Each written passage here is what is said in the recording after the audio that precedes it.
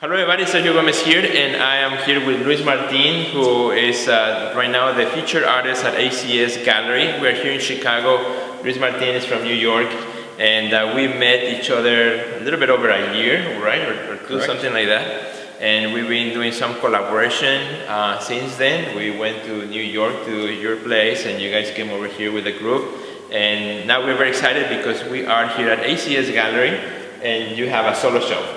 And so we want to kind of learn a little bit more about the exhibition, a little bit more about you and the projects that you're doing, and kind of share this amazing exhibition. So how's that? Awesome, sounds great. A little bit about you, Luis. Tell us, I know you are not from New York originally. You're actually from the West Coast, moved to the East Coast. Right now you're in the Midwest, and you go back and forth everywhere. So tell us a little bit about, So I'm originally from Los Angeles, California. I moved to New York when I was 19. And I've worked in museums previously, and I went to New York because that's kind of what you think you have to do. Right. So I did that, and it was great. I learned a lot, worked with various museums, and it wasn't until much later that I really learned kind of the value of creating a community and establishing relationships with other people that have an amazing practice and are interested in dialogue. So in New York, that's what I do. I connect with other artists who have individual practices, and together I've been able to create shows in Miami, here in Chicago a few, and kind of really creating something that's not just so localized, but connecting with people who are thinking in the same level of amplifying experience and practice. Yeah, it's kind of similar mindsets, right? Absolutely. And that's how we met, and we connected really quickly because of that idea. Absolutely. So let's talk a little bit about the show, which is called Forging Monuments. And first, tell us where the title comes from. What's the idea, behind that? And then we'll talk a little bit about the selection of the pieces. Sure. So Forging Monuments comes from these ideas that start very small and then grow very big. Okay. Being a New York artist where space is a premium, I work on a little table and make my collages. And the question is, how do I take something so small and plant it as a seed to something that can grow bigger? Yeah. So from these collages, which I use as studies or as sketches, they become paintings, or they can become prints that become much larger than the actual inception of the image. They can become projections. So a lot of them become these little narratives that are kind of surrealist, they're kind of shared narratives, they're idiosyncratic, and they're in some way they're visual poems that lend themselves to interpretation. Right. No, they're absolutely beautiful. They're stunning, and I love following you through social media as you put the process or a new piece emerges and you post it, and it's really cool to see the reaction as well as the public. What I love about the show is that you have in a lot of the walls the painting right next to the small, I don't know what you call it, the sketch, which is this collage of various imagery that comes from the media that we are bombarded with magazines and ads and all that. But it's really interesting to see both the first conceptual idea of the work being put together and then that converted into a larger painting. At what point do you say, well, this one is going to become a painting or not? Sure. Well, going back to your initial statement, yeah, it's amazing to have the opportunity and the space to put them together, to have that conversation between both collage and painting. Being able to kind of translate a collage into a painting opens so many doors, because then I can play with scale. It really becomes an opportunity for me to kind of bond with the image, opposed to when I'm just creating a collage in a fast pace. The selection of the collage into a painting, into anything else, is very random, because they all hold so much meaning to me personally. After I'm done with them, when I'm making them, I'm not seeking anything particular other than composition or color. But when I'm done, they kind of speak different stories, different narratives. So I honestly, I pick them at random, and also looking at them thinking, oh, this would be a really fun horse to paint, or this would be a really fun color to try to replicate on canvas. So it's a very happenstance kind of process. And what I like too is that it's not a 100% exact replica of the small scale. So it's not just like you're just making it larger, but rather you're taking deliberate choices in changing some things. So maybe the pattern may be a little different, or certain things may be unique to the painting that may not be in the collage, and I really like that as well. That I'm not just looking at a reproduction in bigger size, right? And I think that is pretty cool. And that's the fun part about it, really. Yeah. Being able to kind of explore, and that's the power of art. Being able to really ask different questions and answer them in totally different ways each time. Right. So in the show we have a series of paintings, which is we're showing right now, which is really nice to see them right next to the collage. And then we have a whole wall of just collage pieces, which is pretty nice to also see them as a body of work. What's the time frame that work that we have in the show right now?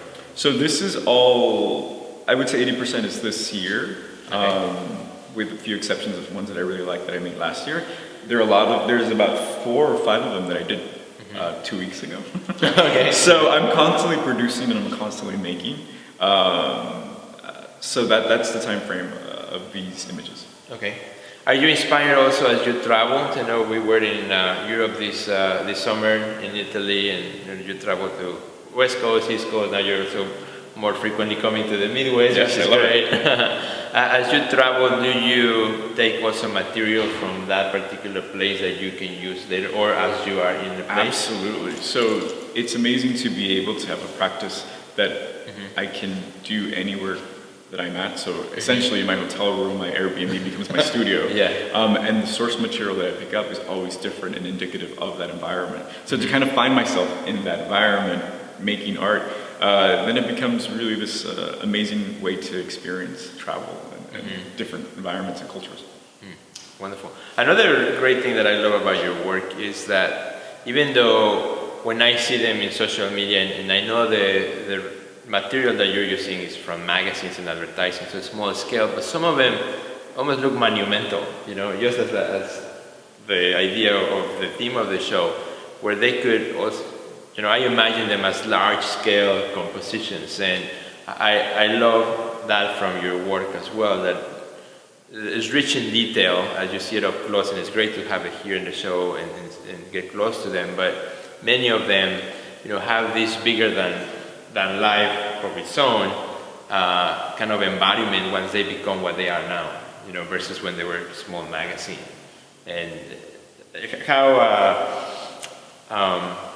how conscious are you about those things as you select imagery that goes in the composition? I'm not really conscious of it while I'm making it, but I'm very conscious of the idea of taking something so humble, and I call it I call my practice a democratic practice because collaging is such a humble practice. Anyone can do it.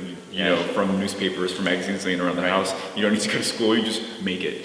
So being able to take these small little precious things and make them bigger or make them seem bigger by playing with the scales and colors is really powerful. And I think that's what excites me about creating the work.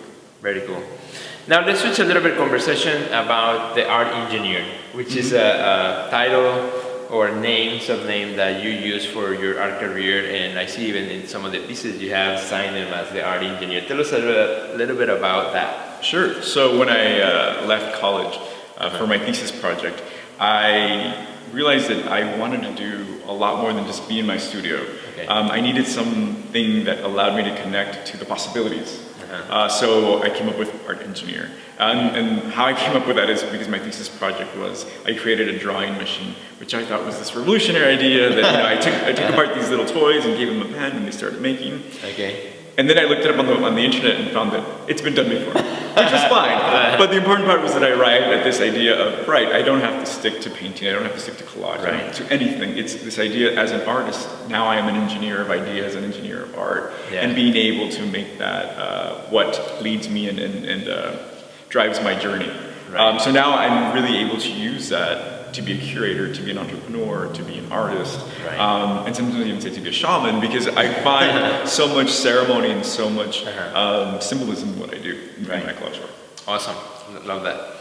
And let's also talk about Parallel Lives, which is another big project that I know you for, and also we collaborated on it, and it's an ongoing idea, which I love that idea.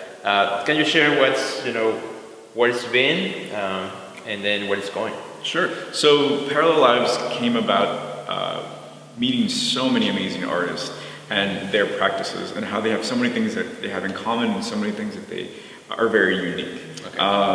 And being able to bring together a group of artists in a certain place and then change them with another parallel community in a place like Chicago, in the case of you and I.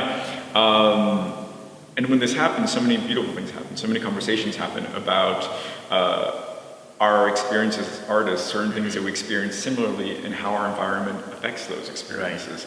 So also another component is amplifying or expanding your reach as an artist. Once you know an artist in Chicago, all of a sudden we have shows together. All of a sudden we are collaborating on a normal basis. And to be able to be a New Yorker, but come to Chicago and see familiar faces. I mean, that's the epitome of community, of kinship. So Parallel Lives is about creating these connections and broadening visibility for these artists. Next, I'm planning to go to Mexico City and do an interchange between American artists and what is an American artist now, and then do a swap with Mexico City. And really, I'm really excited about what that looks like and what that means. So I'm very excited about doing that. Well, Luisa, we're really excited for all you're doing with Parallel Lives, with your own work, with your own career. We're really excited for all the work that you are doing internationally as well. You know, the world nowadays, we're all connected. And that's the great thing. That's how you and I connected, first through social media. And this idea that, you have a parallel life with another artist just about in every city in the world. It's just amazing, and that is great. So we want to thank ACS Gallery, for the exhibition here. It's beautiful. Come and check it out. It's open all throughout the month of October. And also, ACS Gallery has a great feature on your story. Yes. In its latest issue, so make sure you check that out as well at the ACS Gallery website, which you see on your screen right now. Any last words, Luis? I'm just really excited to be here, and thank you, and thank Renee, and thank, again, just the ability to come to a foreign city that I now feel like I'm at home. Exactly. And to be able to connect, it has just been amazing. So I'm looking forward to doing it again elsewhere and doing it together. Perfect. And where can our friends find you online? I go to luismartinart.com and you can see some of my work, and you can also go to theartengineer.com and see prints. Excellent. Thanks, Luis. Thanks so much. All right.